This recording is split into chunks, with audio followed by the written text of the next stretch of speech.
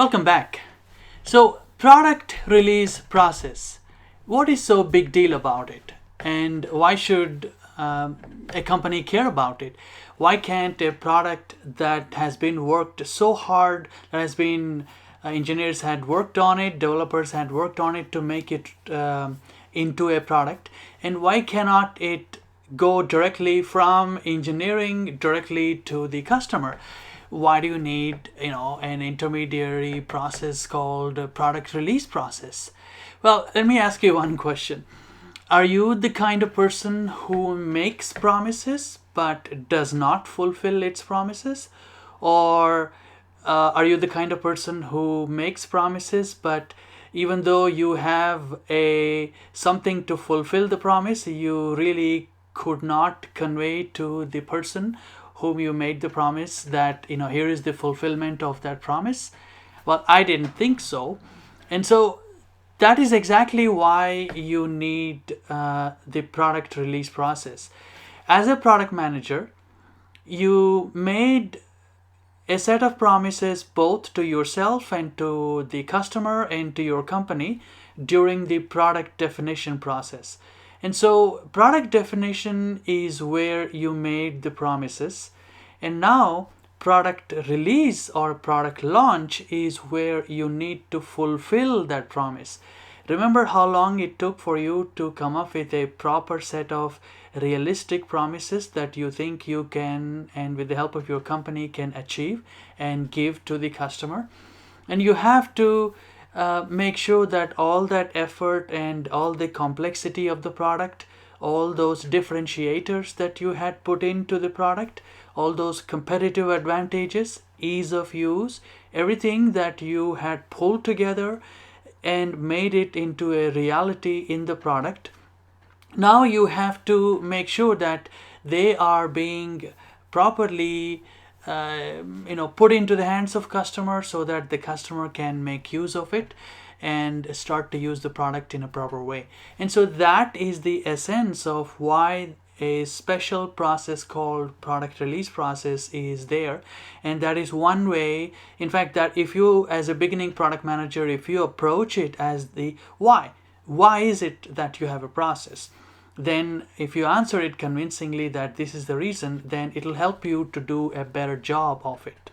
And so remember also way back when we looked at all these multiple groups and parties that are involved. As soon as the core development team finishes its job, it gets handed over to the QA and testing team, and then field testing and what have you. And so the whole product release process really involves contribution and approval and commitment and so-called skin in the game, so to speak. They are standing behind accountability behind the product. And so in general, product release at a high level, it looks like this, as I'm showing you a picture here of a sign-off release process. Entire product team, remember the product team means during the NPRB, during the product definition, product funding stage, you have showed an entire product team including representatives from different departments and so forth. They have worked on the product.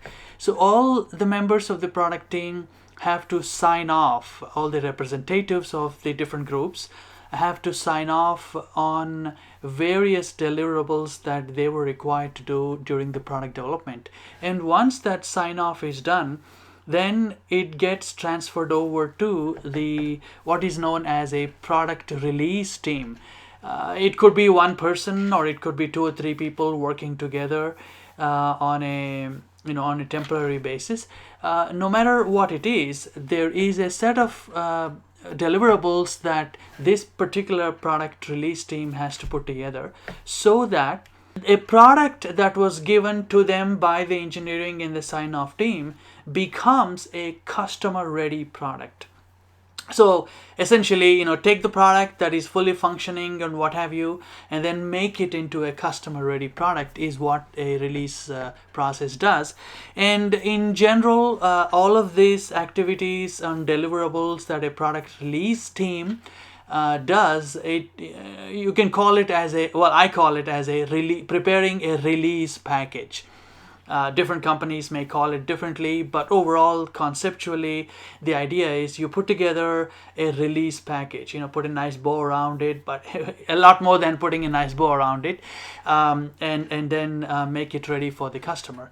And so, what is this release package? What are the different components, elements that have to come together in a product release package? So I'm showing you a list of items that are, generally speaking, any technology product will have to put together with. There is sample application. Remember way back in the MRD, you had started off by describing the application. So you have to also deliver put in place a sample application, and so customers know, okay, this is how the product is used, and so let's say if I can mimic that or maybe use that as a guideline to develop my application. So that's the whole idea. Supporting software, firmware, drivers, any reference hardware if it's applicable, installation notes, basic installation notes, could be README files or even more complicated than that if it's necessary, make files, and all the software installation, that is installation notes and the software that you need, data sheets, application notes talking about different applications that you can develop using this software, user manuals, API documents, and performance test reports, what have you. So if these are all on a little bit more technical heavy, but then on more or less on the marketing side, you need to prepare product brochures and product presentations. We talked about presentation, sales collateral in the last lecture. Website updates, pictures of pictures of the product if that is applicable, and promotional videos. Pretty much these days, if it's social media or promotional videos or anything that you have adopted as a PR and marketing strategy, you need to make that material ready. And then most important is, like I also alluded to before, training material and actual training itself for sales and support engineers. Customer testimonials. It is always good to have customer testimonial, meaning if there's an alpha customer who had driven the product for a few weeks, and then by the time you're ready to do a general release, if this customer is saying, wow, you know what, this is great, alpha is so great, and imagine what the full version will be. And so you want to get those 2 or 3 testimonials and let the customer speak for the product and its strengths, and how it helped them to cross over their target goals. And also PR, press releases, press articles, interviews, or what have you, pretty much everything as a promotion. And then obviously part of the promotion is if you had decided to launch the product at a trade show, then all the preparation that is needed to go to trade shows, set it up, signage, and everything else that is needed. So all of these has to come together into some sort of a release package, although trade show material and all that can probably be deferred because it's a one-off event-based information. And so all of these will have to come together, and then you can say that the release package is there. Release package is done, and all the parties, both the customer, the press, and the sales, and general customers who may not have adopted your product yet, but they can look at what's the new thing coming out from your website and from your promotion and so forth. So they are very well informed of this product launch. And so essentially make sure as a product manager that it is your job to make sure that customer gets the quality of the deliverable that she deserves. And that is really what a product release process is all about. And so there you are, product is successfully launched. And I will say that now, after the product is successfully launched and you got the confirmation that, let's say at least one customer was able to install it, and there are no platform issues or what have you. Obviously those are all have been tested in your QA process. But the point is, now one of the critical pieces of the product management job actually begins. And what I mean by that is, now the product is out there, and now your job is to start listening to the market, to start listening to the customer. And that is really where all your strength and guidelines for what you need to do next really comes from.